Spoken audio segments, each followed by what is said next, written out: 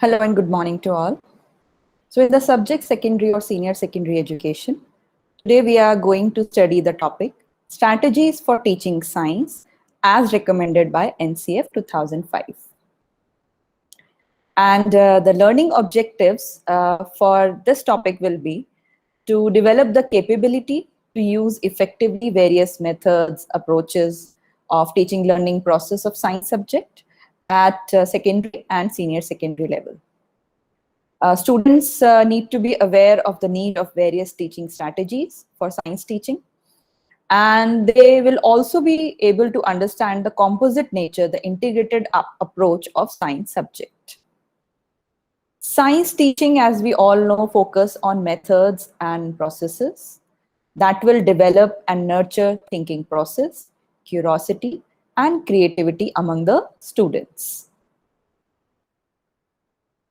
Science and technology, as we can see, that these both terms are used in cohesion.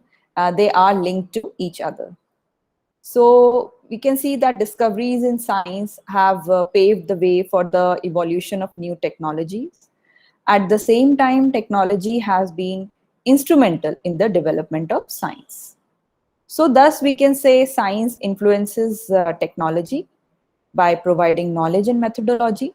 But on the other hand, technology also influences science by providing equipment. So by this we can say that science and technology are interdependent on each other. So let us take a look at the example for this. The development of a microscope was done by Dutch tradesman A.V. Leeuwenhoek, and it led to further technological developments of the telescope and microscope. So the science provided the base, and latest technological developments then later on take place. So it gains in the theoretical knowledge about the telescope, which led to significant gains in the understanding of its design and optical properties. So this contributed to the development of very large telescopes, which revolutionized our understanding of universe. So this is how science and technology are complementary to each other. They are supplementary to each other, and without any one of them, the recent developments which we have seen would not have taken place. So how science is associated with society and what effects does it make on society? So applications of science and technology have led to the remarkable improvement in increasing the quality of our human life. It has provided the humankind with comfort and leisure on the one hand, and also equipped us with the skills needed for problem solving and taking right decision on the other hand. So it has changed the outlook of the individual, the group, or the society on different beliefs, myths, taboos, and superstitions. So as we all know that Indian society has always been occupied by some superstitions, myths, beliefs since earlier times. So science has helped in removing those ill practices, those superstitions and myths among us. So now if we see in our present society, in our recent modern society, now the people have started thinking with the logics. They show objectivity and open-mindedness. Earlier, our societies used to be closed, and now we have open societies. So modern society now recognizes the diversity in social and political thinking, and also believes in coexistence. It has started thinking for the welfare of our future generations, and it also works for sustainable development. So how to sustain in future life. So it has become future oriented now. Our society has tried to think about with logic. Society also shows its concerns for use of scientific knowledge, not only for harmful things, but also for peace. So science can be destructive. This we have seen earlier, and the biggest example is the use of nuclear weapons in World War. So it can be destructive for all of us, but it needs to be made useful for our society. It should contribute to our society. So science also provides some values to our students. It offers many opportunities of value inculcation for our students. So following values can be developed through teaching learning of science. First value we can see is patience. So it is a very much required value for our students, because they have to wait for the results of the experiments which they carry out, or the amount of time they take in carrying out any experimentation. So they have to keep patience. They have to learn how to keep patience.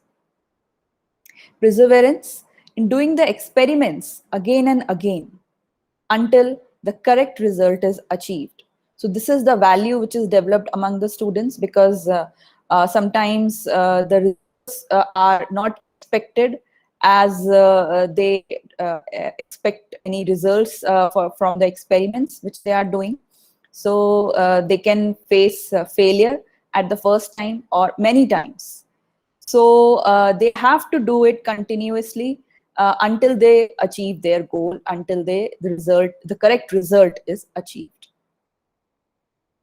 Cooperation. This is a very important value, because the individual cannot do every work on their own. So the willingness to work with others, to share equipments and materials with others, to carry out research in a group. So this is most important. Honesty. Showing honesty in gathering, recording data, doing experiments. So the results, the collection and observation should not be manipulative. It should be their hard work. Integrity, the reliability of the work that should be relied upon, whose work can be relied upon. This is very important for the students. Concern for life, they need to care for health and hygiene, and also for the life of others. So they need to show concern for the living beings around them. They need to learn how to preserve their environment. So preservation of environment is one of the fundamental duties given in our Indian Constitution also. So we need to keep our surroundings clean, care for plants and animals, switch off the light, save water when we don't have to waste anything. So this is saving of natural resources. So these resources, we have to understand that these are natural resources and they need to be saved. Scientific problem solving. So problem solving can be done in the scientific way. Problem solving means that an individual has learned the skills and acquired relevant information necessary to solve problems that are not by academic based, but also related to our everyday life. So various skills required for problem solving can be enhanced by providing various opportunities to students to ask questions, think aloud, look for alternative explanations and procedures, isolate and control variables, keep record, apply reasoning and analogy, make models, and apply process skills in teaching learning of science. So these all opportunities can be provided to the students for reaching out the correct decision, to make a correct decision. Students can explore such potentiality while working on the problem. They feel a sense of achievement on getting success, and thus they become self-confident. So in order to provide opportunities of problem solving, we need to inculcate certain abilities among our learners. That is, they need to learn how to be flexible and do divergent thinking in various ways. They should be able to take and make correct decisions. So when they will do so, they will gain self-confidence among themselves. They will be able to accept or reject any hypothesis which they have formed while performing any experiment. They will be able to correlate between various quantities, phenomena. They need to check the validity of results. They should express the task in terms of goals. They should search for innovative practices. They should learn how to be creative, how to find out new things, how to think in a new way. So they should be innovative in their ways. So for this, a major role has to be played by science teacher, and science teachers may consider following points to engage students in problem solving activities.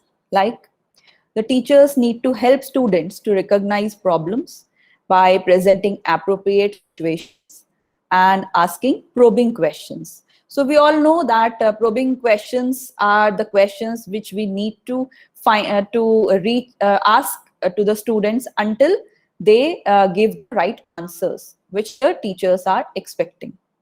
So they need to help students. They cannot ask students to do everything on their own. They need to give proper solutions to them, appropriate solutions to them also. So science teachers can encourage students to pose problems in the form of queries, questions, because nowadays a teacher is a facilitator. He is not only a friend, philosopher, and guide. He needs to facilitate the learning process. So they encourage students so that they can ask as many as questions until they reach their answers. The teachers need to give chance to students to devise their own thinking strategies and also avoid giving solution to problems right in the beginning. So the students must be left for thinking. They need to think on their own. So the solutions should not be given at the starting, not in the beginning. Some suggestive hints can be given to the students so that they can self-motivate them and raise their level of performance. But not the correct solutions at the beginning should be given to them. The teachers need to interact friendly with the students. There may be students who are not able to understand the concepts in the first knowledge part. So to get an idea of their thinking process, you should be friendly with them, and you should be able to provide help whenever needed. You need to encourage peer interactions because they learn some few things from their peers. Many things can be discussed in their groups, so that should be encouraged. Provide opportunity to students to acquire procedural knowledge. That is, instead of stressing on the term formula, ask them to think about them, why they are using it. Let the students also learn what is the logic behind using this formula or the theory. The teachers need to help students to develop the habit of using different resources. So they should learn that not only the teacher is only the resource for their knowledge, but they have various sources which they have to go through for understanding the concepts on their own. That is textbook, various reference books, class notes provided, various periodicals, magazines, internet, going to the library, various other resources should be used by them. Present learning tasks in a challenging way. So science teachers can formulate certain areas in which they can produce certain challenging tasks before the students. So this is how the teaching learning process works. There is an input by the teacher in which when teachers plan their way, how they are going to present the material in front of the students. So that is the input. Then the interaction process goes on in the classroom, in which they implement whatever they have planned, and in the form of results they get the output. So the teachers can invite problems and pose problems in a variety of learning activities. So they can present problems in front of students in various ways. For example, in the ways of experiments, they can be given field experiences, the real observations, interacting with the experts of the subjects, or they can be asked to read or view content through different medias. So through internet, it is very much possible. They can join certain e-libraries or digital libraries also. So the teacher need to know how to design innovative, conceptual, numerical, graphical, and diagrammatic types of problems in front of students. So evaluation and assessment is a continuous process. So the teacher should not wait for the last evaluation, the end term evaluation, they should continuously assess the knowledge of the students through presenting various types of problems in front of students. They should be able to design problems to generate cognitive conflict, whatever they have learned, the knowledge which they have gained. So it is very important for the teacher to involve every learner in the teaching learning. Why? Because every student is not a gifted student.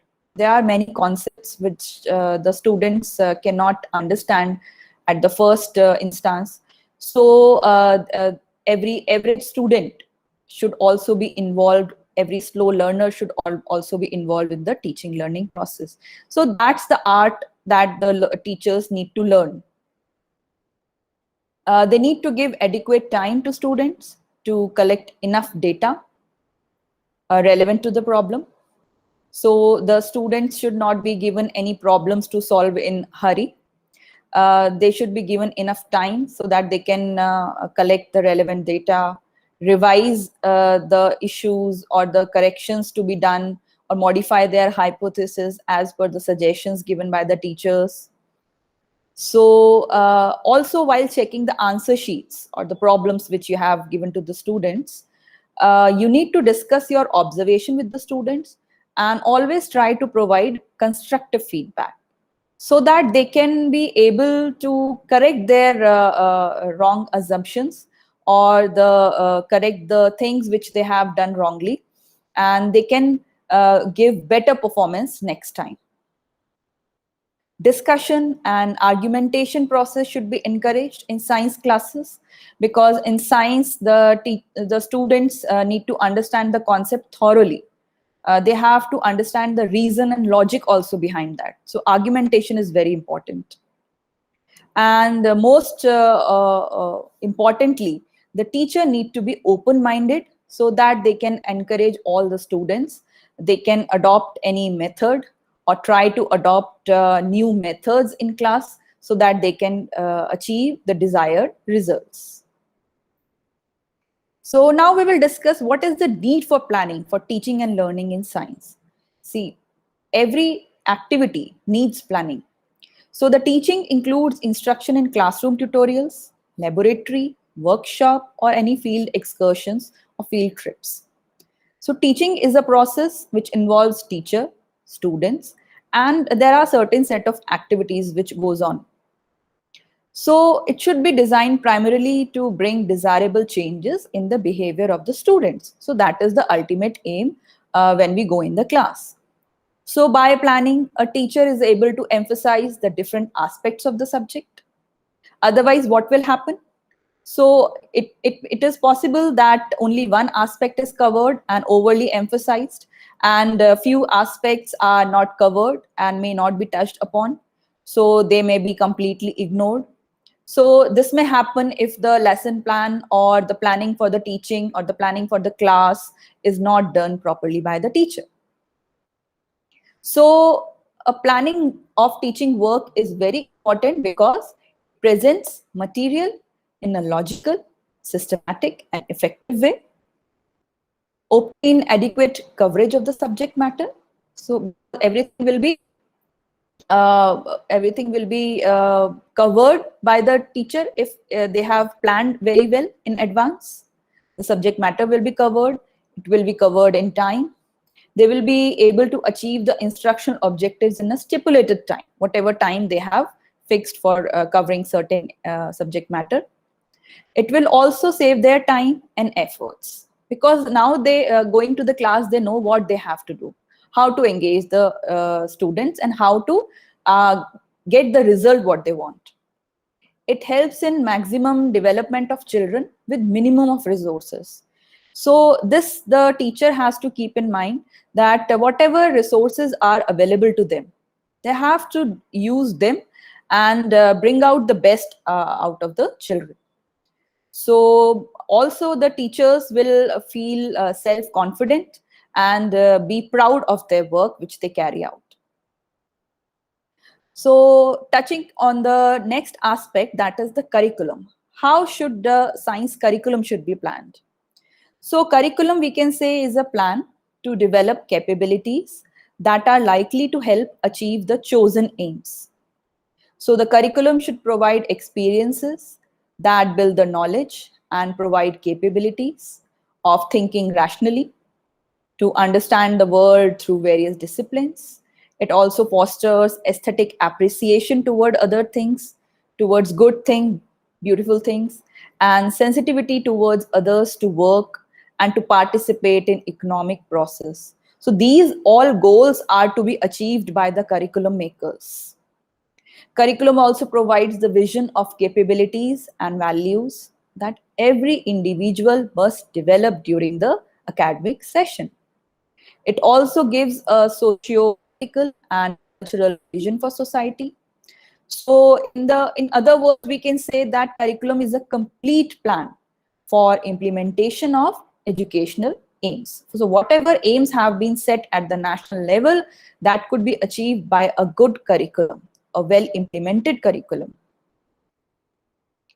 So now we will discuss the various strategies that should be used in teaching science in classrooms. And there are many more that can be used, but the important strategies we are going to discuss. And before that, I will like to share that our well-known American psychologist, B.F. Skinner, we all know, he has said, you can teach anybody anything, provided you know how to teach. So this is very important.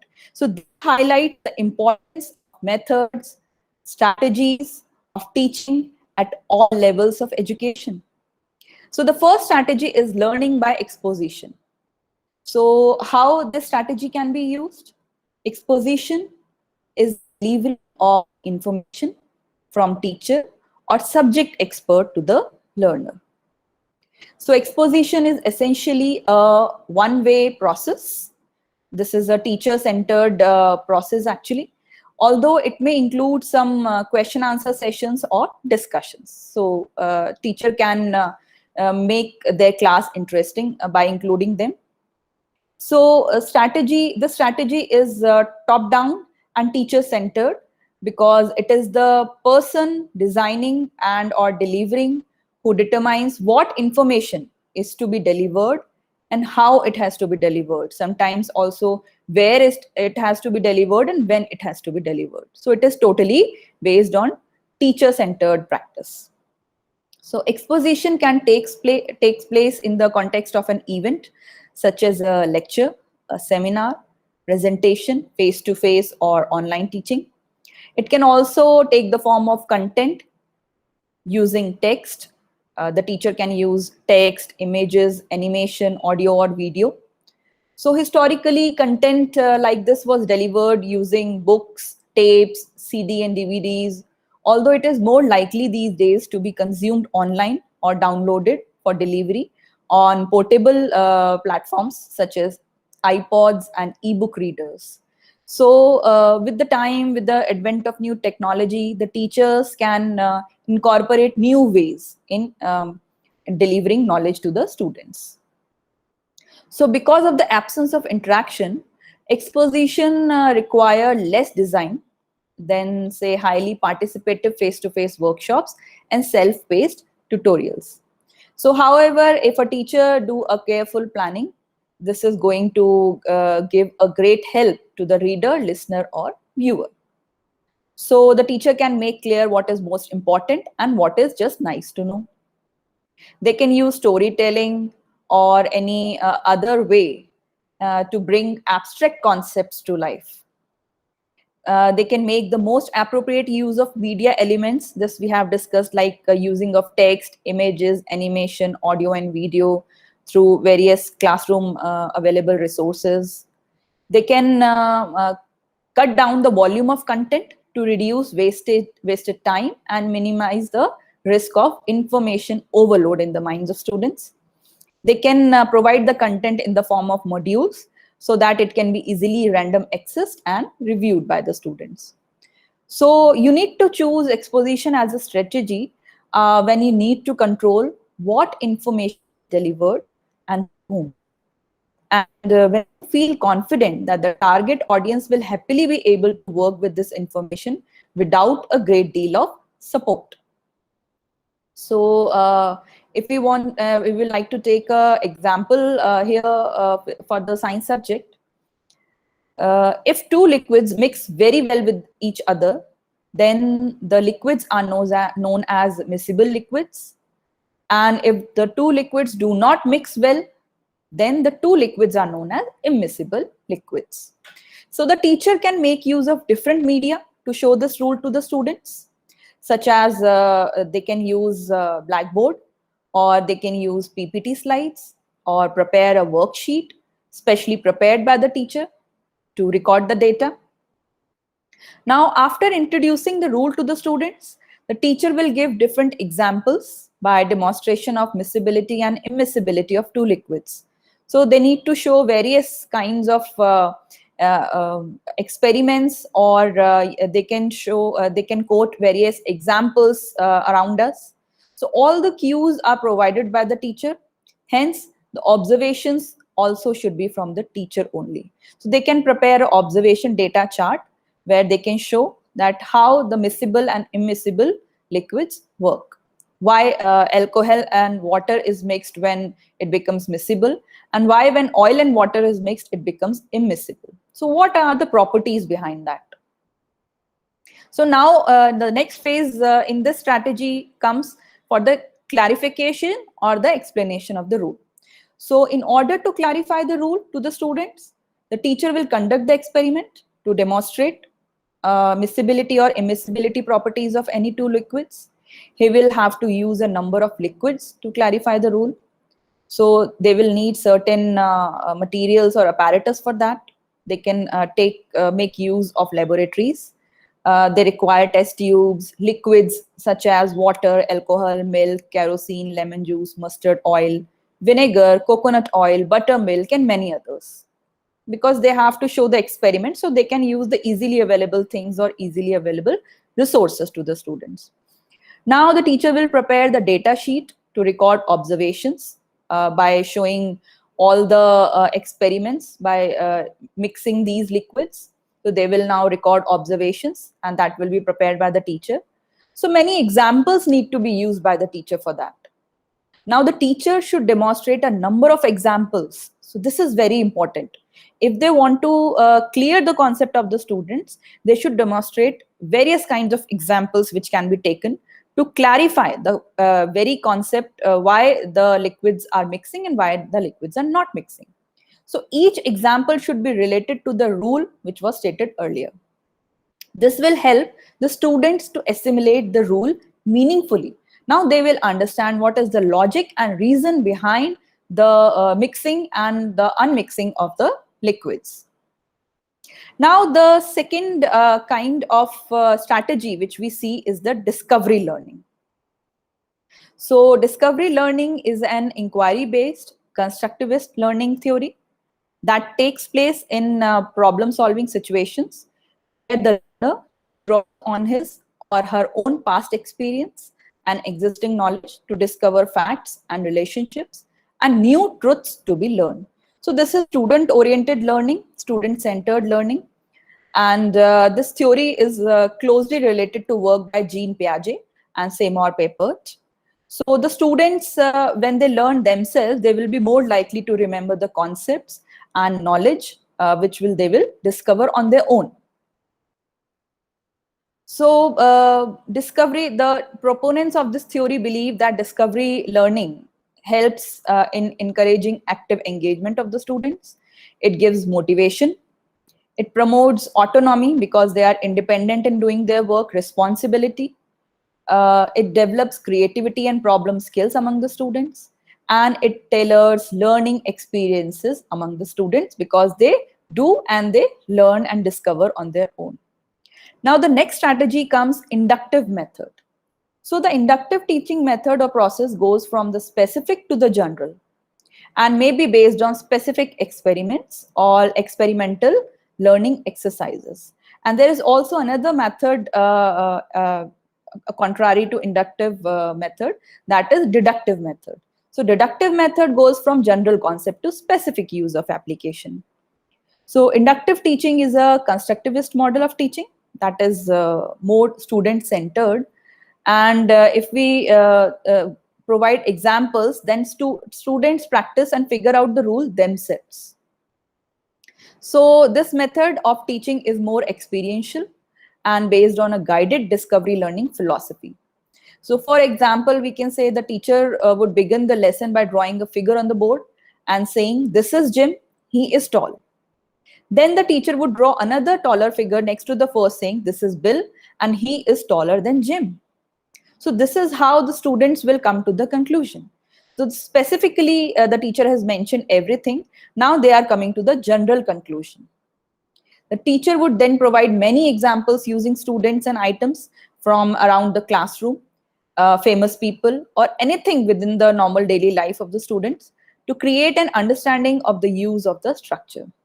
The students repeat after the teacher after each of the different examples and eventually practice structures meaningfully in groups or pairs. So with this approach, the teacher's role is to provide meaningful context to encourage demonstration of the rule.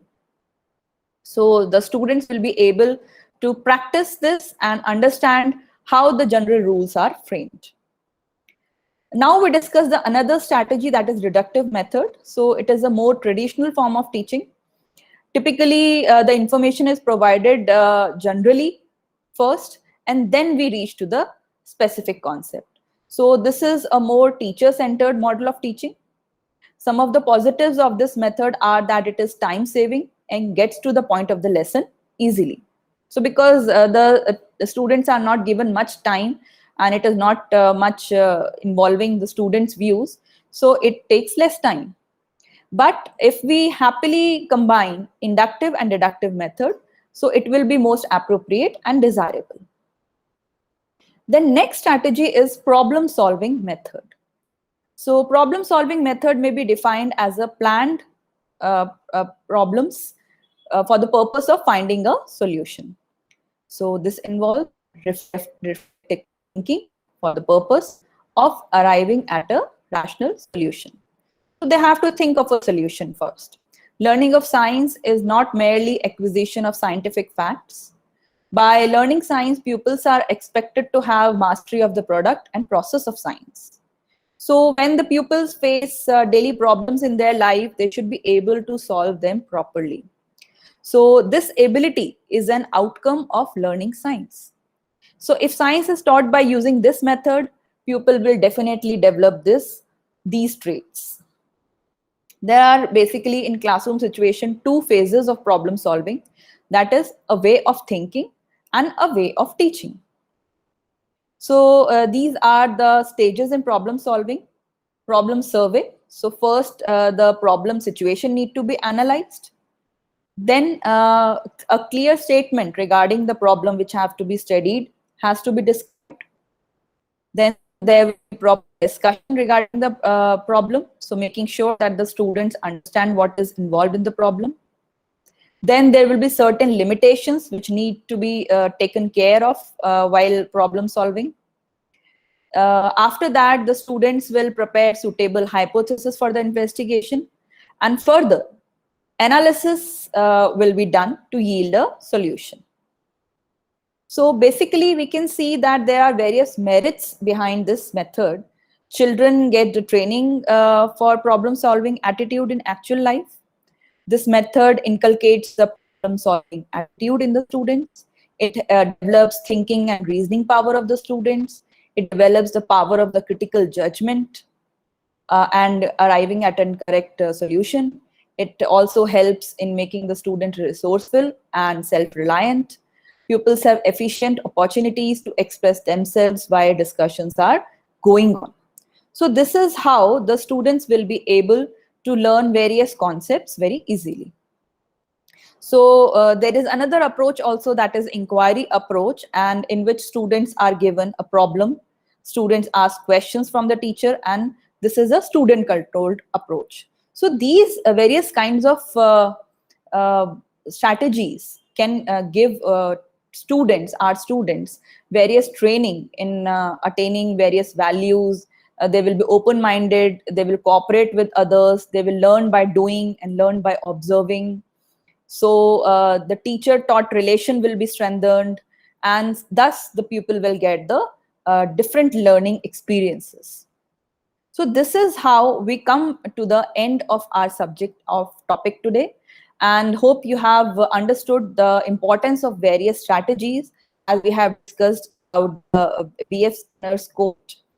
And these are the references which you can go through and learn more about the teaching strategies which you can use in science teaching. Now, in the end, we will cover the evaluation questions. Question number 1 is, which of the following abilities cannot be developed among the learners by the science teacher? So this we have discussed. The options are flexible and divergent thinking, decision making, generating self-confidence, or copying and pasting word to word. So obviously we can now figure out that the incorrect answer, which is copying and pasting word to word. So this ability will not be developed among the learners, and the science teacher will never expect that this should be done by the learners. Question number 2. Applications of science and technology have equipped humankind with. What has science and technology given humankind? Quality human life, only leisure activities, no skills needed for problem solving, inefficient decision-making abilities. So out of these options, science and technology has given us a very much quality human life. This is the correct answer. Other things are irrelevant. Question number 3, the discovery learning theory is closely related to work by. This we have recently discussed, that discovery learning theory is based on the work of. Options are Jean Piaget and Simon Papert, Charles Darwin, Albert Einstein, Marie Curie. So out of this, the correct answer is Jean Piaget and Seymour Papert, who worked in the area of discovery learning, and they focused that the student should learn by doing and by observing themselves. So that will be a permanent, the knowledge among them. Next question is, preservation of environment does involve. What does the concept of preservation environment means? This we have discussed that it is a fundamental duty. So what it does not involve? By going through the options, we can see keeping surroundings clean. Yes, it is correct. It means caring for plants and animals. Yes, it is correct. Switching off the light when not in use. It is correct. Wastage of water. It is incorrect. So the answer for this question is the wastage of water. Question number 5. Learning by exposition cannot be carried out satisfactorily by teacher through media like. This we have discussed while discussing this strategy, that the teacher can use various kinds of media for telling any concept or discussing any concept with the students. That can be, options are text, images, animation, etc., blackboard, PPT, chalk and duster. So the answer for this question will be chalk and duster, because just by chalk and duster, they cannot teach this strategy effectively in the class. Next question is, curriculum is a complete plan for implementation of. By after completing this topic, we know that curriculum desires a whole achievement of bigger goals, and it is a complete plan for implementation of what? Whether it is field trips, experiments, examples, or educational aims.